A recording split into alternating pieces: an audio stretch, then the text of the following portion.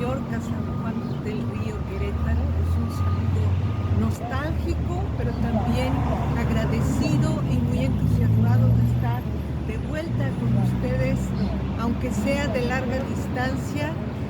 Me encuentro en este momento frente al edificio donde fue asesinado John Lennon en la ciudad de Nueva York. Y la razón por la que estoy aquí es porque una de mis novelas policíacas, estamos en el Congreso de Literatura Policíaca, y mi novela La Invención del Enemigo aborda en una de sus subtramas, el asesinato de John Lennon.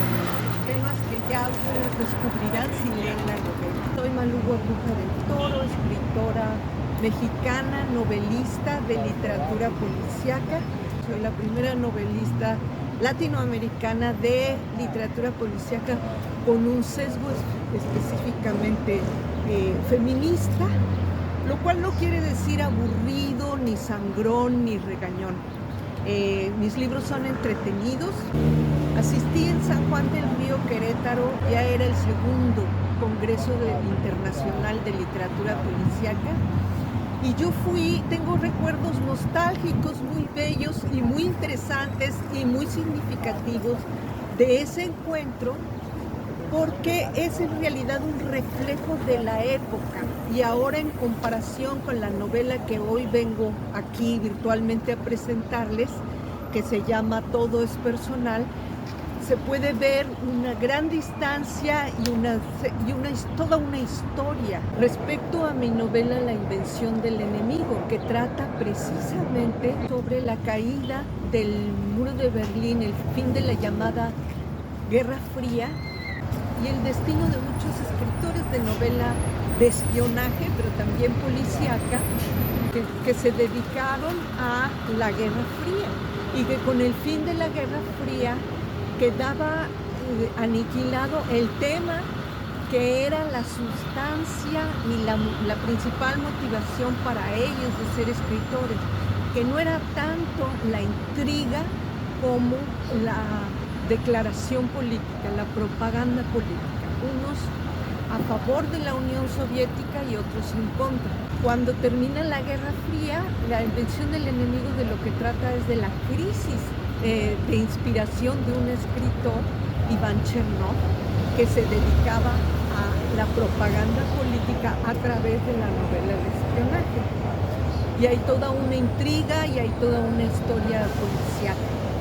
Y esto es interesante, viene a cuento con San Juan del Río, Querétaro, porque cuando yo fui a ese congreso estábamos en plena Guerra Fría, todavía existía el muro de Berlín, y era muy importante que se reunieran escritores rusos, de origen ruso, soviéticos, con escritores norteamericanos, porque era un congreso que abría puertas que los gobiernos no abrían en ese momento. Yo conocía a escritores de ambos bandos, no sabía que terminaría viviendo en Nueva York y que conocería a más escritores norteamericanos de novela policíaca aquí, y que además terminaría viviendo en la Nueva York rebelde. Pero en aquel entonces yo me presenté con la primera novela policíaca que escribí, ahora ya tengo más. Y de eso les va a hablar el maestro Álvaro Álvarez Delgado, que nos hace el favor de estar con nosotros hoy para presentar mi última novela, Todo es personal. Adelante, maestro. Hola, ¿qué tal? Muy buena noche. Soy Álvaro Álvarez Delgado, profesor de tiempo completo de la Escuela de Humanidades y Educación del Campus Santa Fe del Tecnológico de Monterrey. En esta ocasión estoy aquí contigo para presentar la novela, la más reciente novela de Malú Guacuja del Toro, titulada Todo es personal. La intención con estas palabras es invitar, si no lo han hecho, a la lectura de tan magnífica novela que vale muchísimo la pena. El título de mi presentación es La doble vida de Santiago Parral. De antemano, mil gracias. En esta ocasión Malú Acuja del Toro vuelve a sorprendernos mediante su novela Todo es personal, bastante bien editada por la editorial Malpaso, que cuenta con distribución en Barcelona, México, Argentina y Nueva York, lo que hará que por fin la propuesta narrativa de una escritora tan singular como Malú llegue a más lectoras y lectores. Quiero subrayar el por fin. Ya es algo justo y merecido luego de haber demostrado y comprobado que es una escritora que sí tiene algo que decir en sus 7 novelas previas, por no hablar de su propuesta de narrativa breve ni de sus aportes como guionista a la cinematografía mexicana contemporánea. Hábil lectora del género policial, por señalar la punta de la madeja, la mayor parte de los textos producidos por Malú, la mayor parte, por no decir todos, ofrecen siempre un misterio por resolver, o varios. En lo que ya forma parte de un estilo inconfundible, la propuesta de Malú puede quedar sintetizada con el título de esta presentación: La doble vida de Santiago Parral. No es que las historias no sean lo que aparentan, siempre son eso y algo más. Pero esto requiere de cierta explicación, de cierto desarrollo, y hoy tomo como pretexto la historia central de Todo es personal. Santiago Parral, un afamado director de narcotelenovelas y narcoseries, es asesinado en el set de rodaje de su más reciente y última dirección. Santiago es un ser poderoso, muy poderoso, y por consiguiente muy cercano al poder político y al poder de las organizaciones criminales y al poder empresarial. Su casa productora, Tigres Blancos SADCB, tiene como fachada la producción de telenovelas y series que tratan de lavar la cara del narcopoder, al mismo tiempo que, en efecto, se dedica al lavado de dinero mediante sus consultores, eufemismo que mezcla por igual a políticos y narcotraficantes. Santiago es asesinado y la conformación de pistas que puedan servir para dar con quien sea que lo haya matado o mandado matar, porque aquí, como en las otras propuestas de Malú, las apariencias engañan, es la línea central de Todo es personal. Pero esa línea nos permite conocer otras vidas paralelas, o perpendiculares, o ramificadas de la historia central, al punto que nos impiden afirmar el nombre del asesino, o asesina, o asesinos, o asesinas, porque más de un personaje tenía motivos de sobra para intentar y lograr deshacerse de una vez y para siempre de este enigmático personaje. La vida de Santiago es una apariencia, como su empresa, y como la vida de Pilar Santos, su exmujer y socia de Tigres Blancos, o como la hija de ambos, Artemisa Parral Santos, o como la de Mónica del Sol, la frustrada bailarina de ballet convertida en actriz principal de las series de Santiago, o la de Pascual Morales, quien se encargará de escribir el guión no solo de la serie, sino de la versión oficial de la muerte de Parral, o la del galán Sammy Méndez, o la de la afamada cantante Almira, o la de Laura Basurto, el ama de casa que apoya la economía familiar mediante la aparente venta de joyas, siendo en realidad una troll, una cibergolpeadora que oculta la figura de una periodista frustrada, o bien la de su inútil marido, Eduardo Borg, aparente asistente de la dirección de arte y aparente pintor incomprendido que oculta su verdadera faceta de dealer de las producciones de Tigres Blancos. Con estos elementos tenemos, por ahora, para explicar 3 características centrales de la propuesta literaria de Malú. Primero, la historia central de sus relatos, englobo aquí los relatos breves, las novelas, los guiones, puede variar. De hecho, varía siempre, desde la perspectiva del o la leyente. En Todo es personal, el anzuelo es el asesinato de Santiago Parral, pero cualquiera de las historias paralelas puede ser tomada como la principal. Hay siempre, siempre una historia aparente y una o varias verdaderas. Segundo, estas historias pueden estar relacionadas con la industria del entretenimiento, como Un Dios para Cordelia, con el mundillo cultural literario, la novela inicial de Malú Guacuja, Crimen sin faltas de ortografía, con el de la política mexicana, Crueldad en subasta, o bien con la de nuestros vecinos norteamericanos, con Al final del patriarcado. Es decir, siempre hay una institución social que, como los personajes que alberga, tiene su cara aparente y su cara real, generalmente rebosante de corrupción, impunidad e intrigas, donde, venir a ver, todo es personal. 3. La de Malú no es una literatura sencilla. Él o la leyente deben leer, valga la redundancia, con los ojos bien abiertos y, de ser posible, con lápiz y papel en mano, pues la información que vamos construyendo puede cambiar radicalmente con una frase o con la inclusión de un personaje que ya había sido mencionado con anterioridad, pero solo de pasadita. Destaca también en Todo es personal el profundo conocimiento de parte de su autora acerca del mundo detrás de las cámaras y los escenarios de las producciones que vemos en pantalla. Esto no es nada casual ni aventurado. Este punto nos remite a 1997 y cuando menos creo yo a un par de años más atrás, y a uno de los mejores y más originales libros que debemos a la hipercuriosidad e hiperactividad de Malú.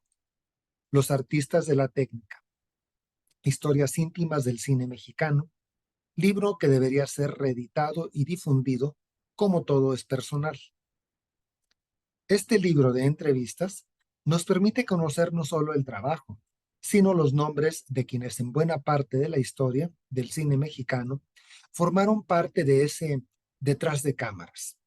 Pintores, continuistas, sonidistas, animales actores, caracterizadores, continuistas, fotógrafos, críticos.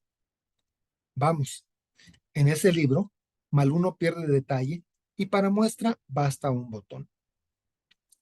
Hay ahí un capítulo titulado El apetito de las estrellas, donde platica con Irma y Ángel Mendoza, hijos de Natividad Soriano Morales, mejor conocida como la Güera.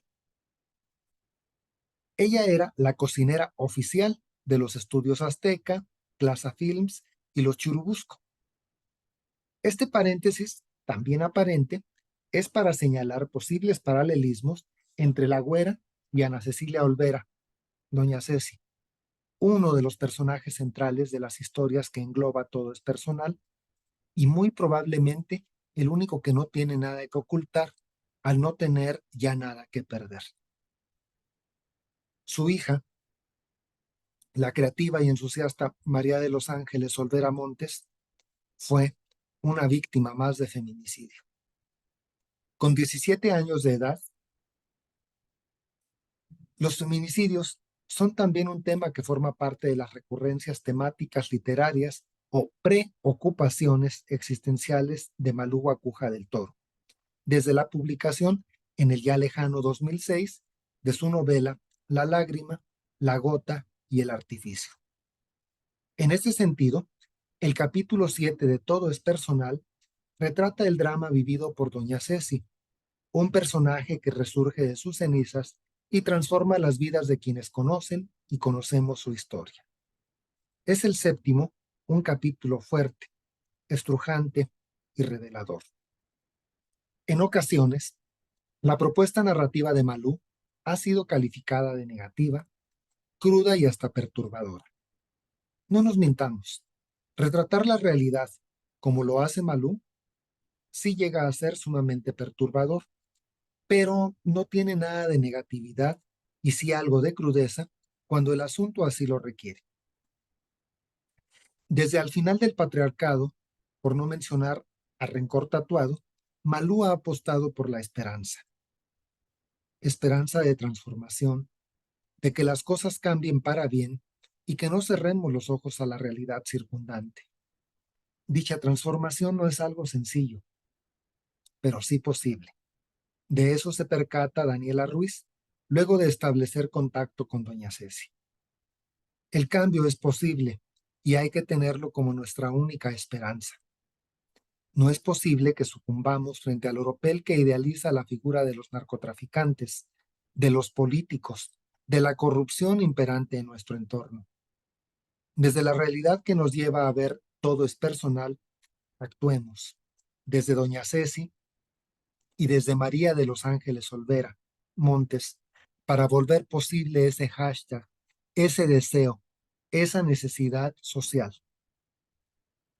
Ni una más. Mil gracias y espero que estas palabras los lleven a la lectura de esta magnífica novela. Muchas gracias. Infinitamente agradecida con el doctor Álvaro Álvarez Delgado por esta presentación tan generosa de mi última novela, Todo es Personal, y también por la retrospectiva que ha hecho de mi obra para quienes no me conocen en San Juan del Río, porque hace muchos años que fui, como les decía, hay toda una historia desde finales del siglo pasado, desde 1987, todavía existía el muro de Berlín, todavía existía la Guerra Fría, ahora son tiempos también turbulentos, pero por otras razones. Y mientras estaba yo contándoles todo esto, me acordé además, hablando de la Guerra Fría, que cuando escribí La invención del enemigo, tuve el honor de que reseñara mi novela el poeta y filósofo Enrique González Rojo Artur, que fue un hombre congruente con su ideología y muy crítico del neoliberalismo embosado de Octavio Paz y muy especialmente de su apoyo al salinismo. Él escribió un libro muy importante que se llama El Rey va desnudo, explicando lo que realmente hacía Paz con una prosa deslumbrante, por supuesto, como él la llama, y tiene toda la razón. Entonces todo esto sucedía en un entorno bastante diferente del de ahora. La gran amenaza para la destrucción del planeta era la bomba atómica. El cambio climático ni siquiera se contemplaba como una posibilidad ni como un peligro, como lo es ahora. En aquella época, hablando de cambio climático, me acordé, aunque la tecnología digital no estaba todavía tan avanzada, yo no era ajena a los avances tecnológicos. De hecho, me gustaba aprender, no me daba alergia ni miedo integrarme a la era digital. Y entonces grabé un video en aquel entonces en una Nueva York donde todavía el cambio climático no era una realidad. Les voy a compartir algunos fragmentos. Aunque ustedes no lo crean y aunque no parezca, soy Malú Guacuja del Toro. Estoy aquí para hacerles un recorrido por uno de los lugares que visitó Iván Chernov, el personaje de mi novela La invención del enemigo. Me esperé a que nevara para poderme poner este sombrero y verme muy a tono con la novela y con los entornos de Iván Chernov. Aquí está el Salón de Té Ruso, es el Hotel Plaza. Precisamente la parte del libro donde comenzó todo y empeorar. Existía algo peor que quedarse sin dinero o dejar de ser alguien. Todavía podría, por ejemplo, enamorarse del enemigo. Este es el bar, precisamente, donde Iván Chernov conoció a Viera. Y bueno, otra vez me gustaría que nevara para platicarles mientras vemos la famosa pista de patinaje de Rocoso del Centro, también uno de los lugares más frecuentados por Iván Chernov. Les platico que La invención del enemigo fue una novela que estuvo inspirada en las disputas entre intelectuales durante la Guerra Fría, y particularmente un suicidio que tuvo lugar de un analista político de izquierda que se llamaba Gregorio Serger y que murió durante unas disputas con Octavio Paz y Enrique Krause. Y en aquel entonces, les platico otro dato interesante. En el Congreso de Literatura Policíaca fui acosada sexualmente y eso se convirtió en un escándalo. Y algunos críticos se quejaban de que esa nota de tabloides, decían, hubiera llenado las primeras páginas en lugar de hablar de lo que fue el encuentro. Yo creo que lo que ocurrió era exactamente señal de los tiempos. El acoso a una mujer joven, independientemente de que sea escritora de novela y que yo acababa de obtener un reconocimiento a la mejor novela policíaca finalista del concurso de Plaza y Janés con mi novela Crimen sin faltas de ortografía. Por encima de algunos escritores muy conocidos, no voy a mencionar nombres, pero que perdieron y yo gané. Y eso no fue tan importante como el acoso sexual. O a lo mejor sí, a lo mejor el acoso sexual fue precisamente para invalidar mi trabajo literario, porque lo importante para los machistas, muy machistas escritores de novela policíaca era que yo fuera joven y que fuera mujer. Me tocó una época en la que la literatura policíaca en todo el mundo hablaba de detectives bohemios que tenían un gran carisma y un gran atractivo sexual, y las mujeres investigadoras sí las había, pero en primer lugar no tenían un corte feminista como mis novelas, y en segundo lugar no eran como los investigadores policíacos guapos, interesantísimos, heroicos, ¿no? Las viejitas eran las que podían resolver crímenes, ¿no? Porque no tenían ya nada que hacer, no tenían vida sexual. Es también un reflejo, una característica del final del siglo. Ahora me encuentro en la plaza donde tuvieron lugar las primeras movilizaciones y la primera manifestación en el continente americano a favor del voto de las mujeres. Las sufragistas estaban aquí, este es Union Square, y me encuentro aquí para explicarles un poco más del contexto en el que se llevó a cabo ese congreso y en el que se llevaba a cabo ese acoso sexual, porque los hombres viajaban con sus familias, con la esposa que se encargaba de todas las labores domésticas, de cuidarle a los hijos, era su secretaria, su sirvienta, su amante, su novia, su consejera y su primera lectora de todas sus obras maestras, y su correctora y su editora algunas veces. Eso eran las esposas. Y por otro lado, viajaban también hombres solos, entonces la esposa o la mamá se encargaba de todo el trabajo doméstico mientras ellos se inspiraban en sus obras maestras y podían ligar a alguna chica por ahí, podían tener amantes o novias. Yo viajaba sola, sin familia, no tengo familia, tengo familia de sangre, pero como quise ser escritora independiente, eso desde hace mucho ellos no lo aceptaron. Entonces viajaba sin amigos, además, sin novio, porque acuérdense, en aquel entonces los jóvenes querían ser escritores, no andar con una escritora, eso no se usaba ni se aceptaba. Cuando entré a ese concurso de novela policíaca de Plaza y Janés, yo firmé con un seudónimo masculino y le pedí a un hombre, a un amigo varón, que fuera a entregarla para despistar, y fue así como obtuve el reconocimiento.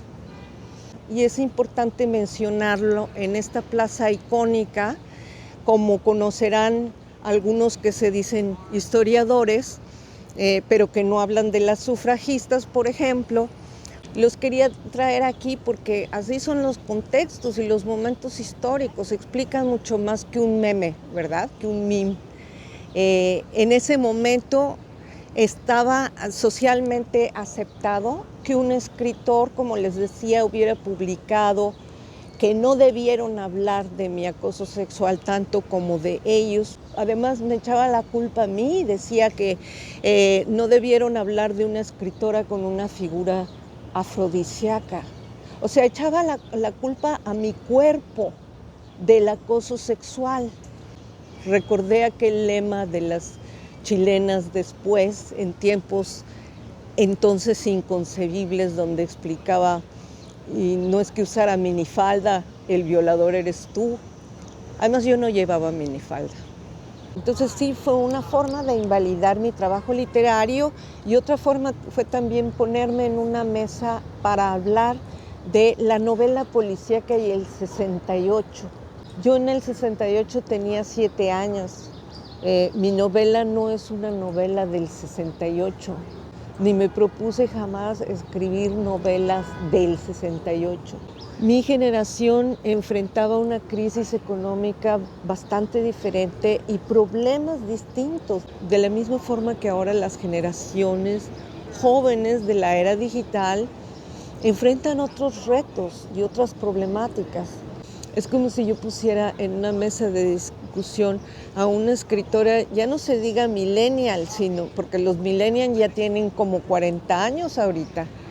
Una escritora nacida en este milenio, en la era digital, hablar sobre la novelística del temblor del 85, Rodrigo, todo eso que sí fue mi época, pero no de ella, así de irrespetuosos eran.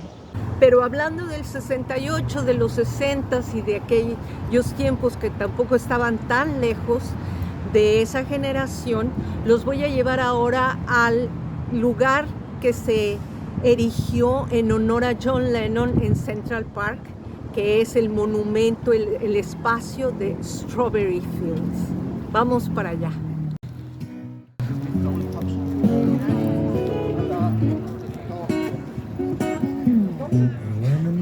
Is cloudy, still a light that shines on me, shine until tomorrow, let it be. You're not able to hold it.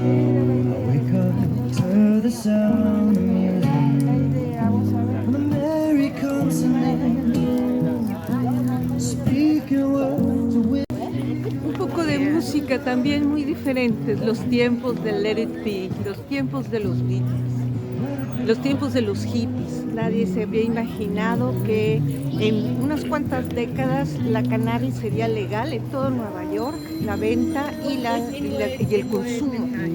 Entonces, hablando de narcotráfico, es que les quiero introducir a otro tema también, de Todo es Personal, que es la narcocultura y los narcocorridos, porque actualmente la apuesta de la cultura oficial es a favor de los narcocorridos, porque dicen que son muy populares, que es lo que el pueblo quiere.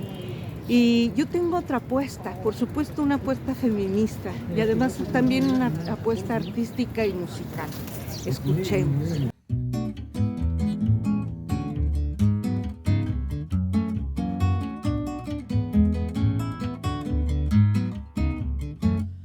Cecilia llora por dentro, no se le nota, pero ahí está, ese vacío, silencio, frío, dolor que ahoga sin asfixiar. A la impotencia de su mala burla del que promueve al narco galán, vive contento pues su inconsciencia muchos millones le hará ganar. Ella decide exigir justicia, deja su vida, se echa a andar. No sabe cómo, no sabe cuándo, lo que sí sabe es que la hallará. Ana Cecilia allá se va. Daniela vive muy confundida porque ha vendido su integridad. Pagó muy caro haber logrado tener presencia en la sociedad. Ahora tratan de sospechoso de aquel agravio al director, a su marido, y exonerarlo va revelándole su misión. Ella recuerda que es periodista, perspicazmente va a investigar, así comprende que está vacía, ahora la invade la claridad. Daniela va por la verdad,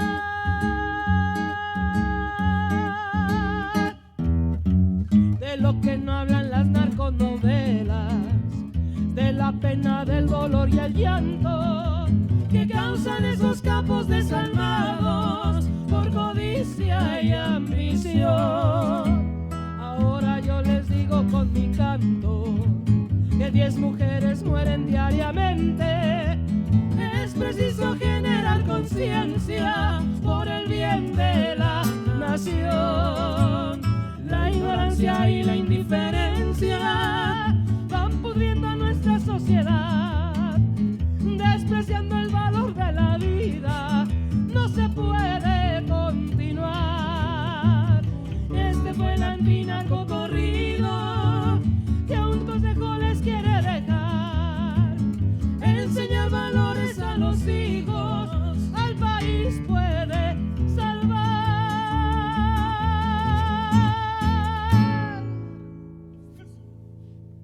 Así mismo. Aunque no lo creas. Bueno, definitivamente sí, la inspiración para mí sí existe. Tiene que ver muchísimo con el tema que se está abordando, con el tema que en este caso me pidieron crear.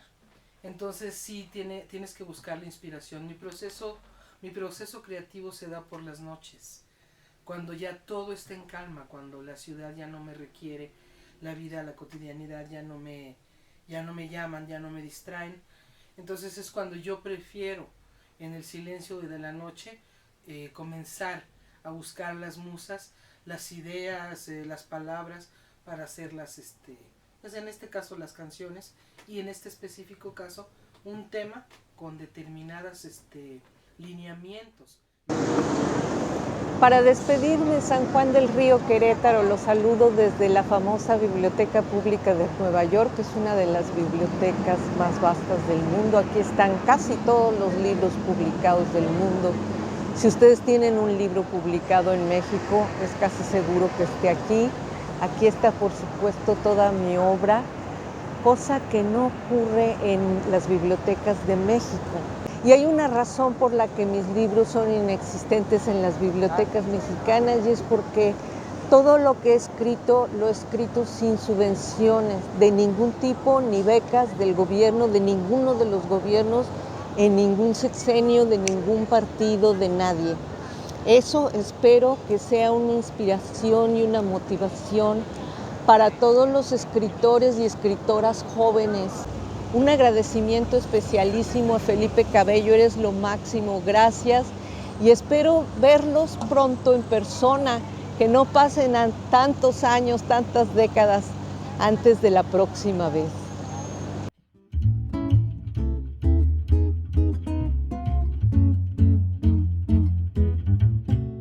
En esos años 90, válgame Dios,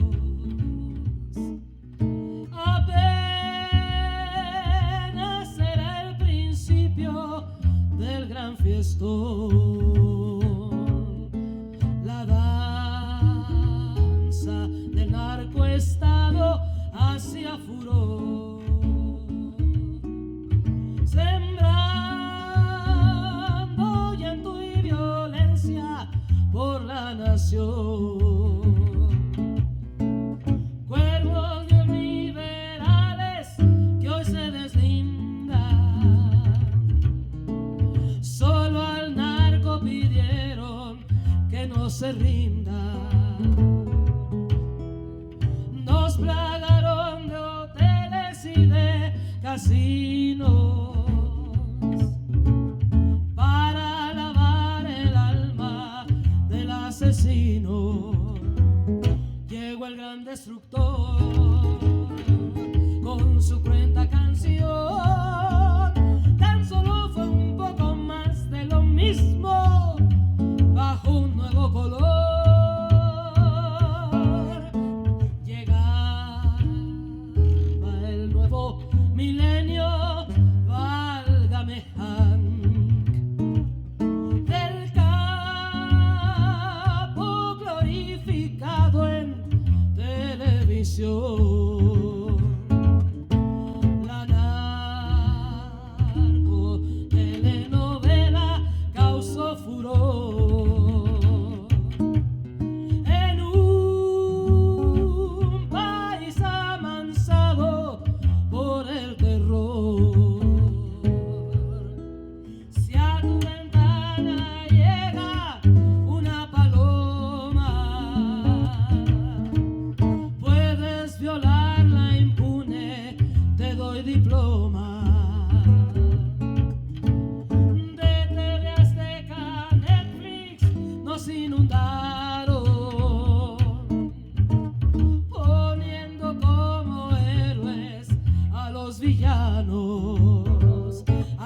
Santiago Parral. Todo es personal. Bien que pagaste las cuentas completas de tu serie infernal.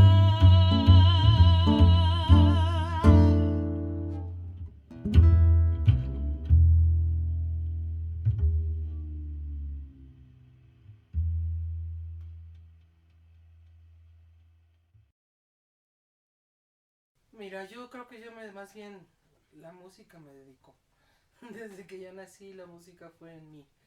Y a los 5 años fue un momento determinante porque mi padre siendo músico pues teníamos música en casa todo el tiempo, las 24 horas. Él también trabajaba de noche. Tenía yo 5 años, no sabía leer. Y bueno, el caso es que comienza ahí pues este peregrinar sobre la música a los 5 años grabando un disco que se llamó Sueños Infantiles para la serie Harmony de CBS. Y comencé a hacer canciones a los 12 años. La primera canción que hice la escribí en la pared y ya sabrás cómo estaba mi mamá, ¿verdad? Feliz. Entonces fue un momento interesante, pero siempre la música ha sido en mí y yo he sido de la música desde que nací. Esa es una pregunta muy difícil, tratar de definir qué concierto, qué trabajo. Pero yo creo que de las cosas más importantes que definieron hacia dónde iba yo a llevar este hacer musical fue encontrar a Juan José Calatayud, con quien él me abre la puerta del jazz, me abre la puerta grande, y un primer concierto que hicimos en la sala Olinjo Linsley fue muy importante para mí porque realmente me di cuenta que el jazz era lo que yo quería hacer. Yo ya había trabajado todo tipo de conciertos, comencé dando clases a los 14 años. Es la misma música, pero cada vez que la haces tiene otra esencia, tiene otra energía, ¿no?